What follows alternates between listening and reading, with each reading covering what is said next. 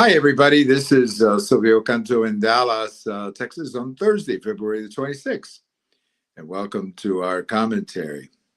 Well, before we get to my post over at the American Thinker today, I want to react briefly to this shooting, I guess, that took place in Cuba. As I understand, there was an American fishing boat, not an official U.S. Coast Guard or anything like that, but I guess a private boat that apparently went into Cuban waters, according to the Cuban authorities, and they shot at it, and in the process, 4 people are killed. That's about as much as I know of this. I don't know that we have any other information, but of course, this raises all kinds of issues. Number one, were they American citizens in that boat? That would change the conversation, obviously. Were they in international waters? That would change the conversation. And also, the other question that has to be raised here is, was this somebody in the Cuban government trying to pick a fight with the United States for the purpose of overthrowing the Cuban government? You know, there is as they like to say, history repeats itself kind of thing. There was another boat that exploded in Cuba, killing a bunch of Americans back in 1898. It was called the USS Maine. Now, that was an American, actually a U.S. military ship that was in Havana Harbor that exploded, and a bunch of sailors were killed, I think 260 of them. It was an explosion inside the ship, and, the consequence of that explosion, the Spanish-American War happened, which eventually liberated Cuba from Spain. So, I'm not comparing these two events in the sense that one was a U.S. ship, U.S. military ship, the Maine, the USS Maine, that was actually in Cuba. And this was apparently a private fishing boat going to Cuba. Now, the Cuban government says that they were going to Cuba to pick up some family members. That may be true. That's not the first time that has happened. So we'll see. Secretary Rubio says that we're looking into it. I find it interesting. I have not heard anything from President Trump yet. He usually has something to say about everything, but he hasn't said anything about this one, at least to my knowledge. So we'll see what happens. But it's really bizarre to have this incident at a moment when the last thing that Cuba has is gasoline and electricity, and the country is literally in the dark.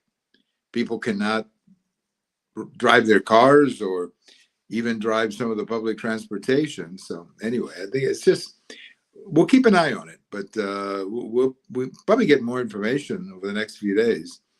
But right now, there's just not a lot of information other than there was a shooting and 4 people are killed. I understand some people were injured too, and they're in Cuban hospitals. I think that's true also. Again, there's a lot of speculation, and that's why I'm trying to stay away from the speculation. But this could get very serious very quickly if this was a hostile act of the Cuban army. Could get serious very, very quickly. Well, anyway, I have a post over at the American Thinker today talking about Representative Al Green. He was the one he always seems to have something to scream about whenever President Trump goes for a State of the Union. Remember last year, he put on the impeachment show. Well, and this year he had some signs, I guess, about, I don't remember what he said, but something about apes and humans or something like that. I think he said African Americans are not apes. I think something like that. Of course, this is a reference to that stupid video that came out a couple of weeks ago that wasn't even put out by Donald Trump. Apparently somebody in his staff didn't check it. Anyway, Al Green doesn't need any provocation to put on a show against Donald Trump. Now, the good news about Al Green is that he is right now in a huge primary fight because that district that he represented has been redrawn. So he's actually in a primary fight right now against 2 other Democrats, because I think they took that seat that he had and consolidated it with another 2 seats or something like that. So he may not even win that primary. I haven't seen any numbers from that primary. It's over in the Houston area. It's not a district that obviously I know a great deal about. But he may not even win that primary and return as a member of Congress. Obviously, whatever Democrat wins that primary is going to win the district, because that is a very Democrat district. But he's one of 3 running in that district, and we'll see what happens. But I don't think anybody's going to miss Al Green if he doesn't go back to Congress. I don't think he's one of the better congressmen that we have, and he likes too much publicity. I think he's a screamer, and that's not the kind of guy really that we should be having in Congress. So we'll see what happens with his primary or with his election. But he always takes an opportunity to make something out of himself, or to scream, or put himself on the front pages, or maybe just to get thrown out of the Congress, as he was the last 2 years. So maybe this is the last that we'll be hearing from Al Green. So check out my post over at theamericanthinker.com today. A lot of talk about President Trump's speech. And the more I think about it, I think President Trump did 2 things that were very smart in this speech.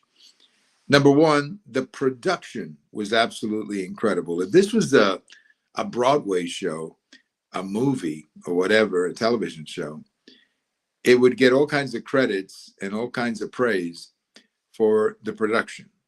The way this thing was put together was absolutely incredible. You had the speech, and then during the speech, you had these exits, if you will, into this topic or that topic. So when they were talking about crime, he brought up the young Ukraine woman in North Carolina, and highlighted the mother up in the gallery.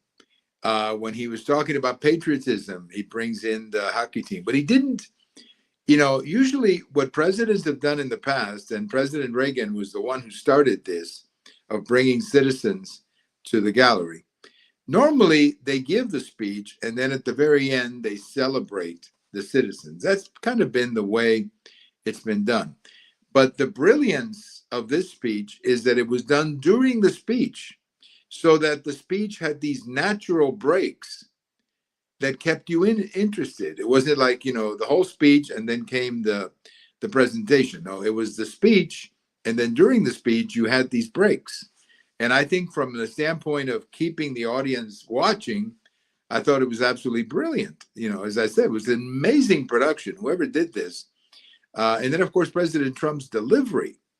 Look, the guy spoke for 90 minutes, and he didn't make a single mistake on the teleprompter or anywhere. Most of the time when presidents are giving these speeches, it's only human to go off or make a mistake or something happens. No, he spoke for 90 minutes, incredibly intense. He spoke. And then, of course, he interacted with the Democrats and all of that, which I'm sure that was calculated. So I think in that respect, it was a fantastic speech. The production of it, that is, the way it was done. The other thing that he did in this speech, and you're already seeing commercials out there about this, is that moment in the speech, I don't remember when it was, when I guess he's talking about illegal immigration.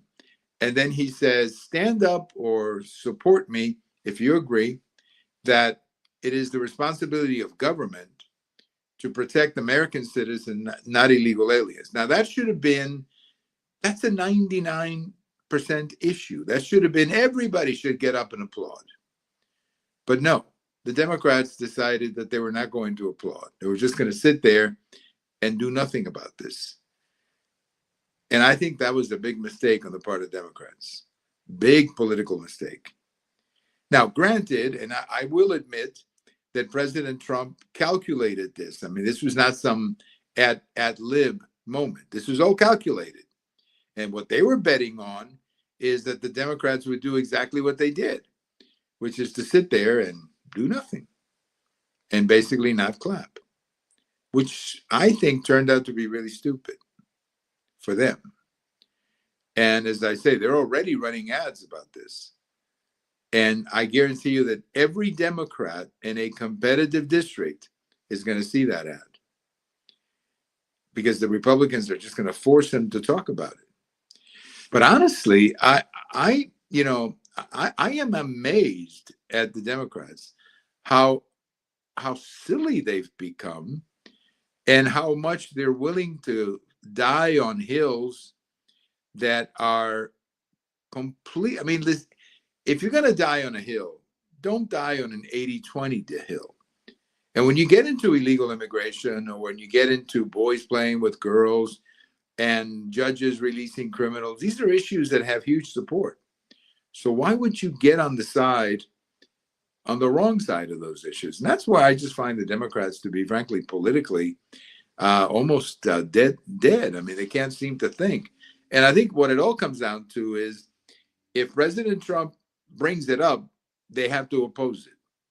If President Trump brings this up, they have to oppose it. And it's really nothing more than Trump derangement syndrome, but also it is a consequence of fearing a primary. What they're afraid of is a primary. They're scared to death of a primary in their district. And that's why they always have to stand up to Trump and make sure that everybody in the party knows that they hate Trump. Well, okay, that's fine. But on some issues, not everybody hates Trump. And in fact, many of the issues that Trump brought up during the State of the Union, actually, he's got a lot of popular support on those issues. But anyway, so I think in that respect, the speech was a success. It was very well delivered, great presentation. And I think the fights that Trump picked during the speech are politically very beneficial for President Trump. Well, I leave you with a couple of things. The other thing is, number one, it clearly was beneficial politically for Trump, these issues. And the other thing, too, I think that speech gave a boost to the GOP going into the midterms. And I think you're going to see that materialize over the next few weeks. Well, let me leave you with a couple of birthdays today, or at least memories of birthdays. We remember today Fats Domino, who was born on this day, 1928. He passed away in 2017. Fats Domino, one of the great rockers of the late 50s. And Johnny Cash, who was born on this day, 1932, passed away in 2003. Johnny Cash, of course, one of the great. I'm not even sure if he was a rocker, because he did more country than rock, but which is one of the great personalities of the radio back in the late 50s and even into the 60s and 70s. And, a lot of great songs that these two men recorded. I'm not going to tell you one better than the other, but they were both great performers, Fats Domino and Johnny Cash, who were born on this day, and we remember them, as we always do here in the podcast. Thank you for listening. This is Silvio Canto in Dallas, and we'll talk to you later.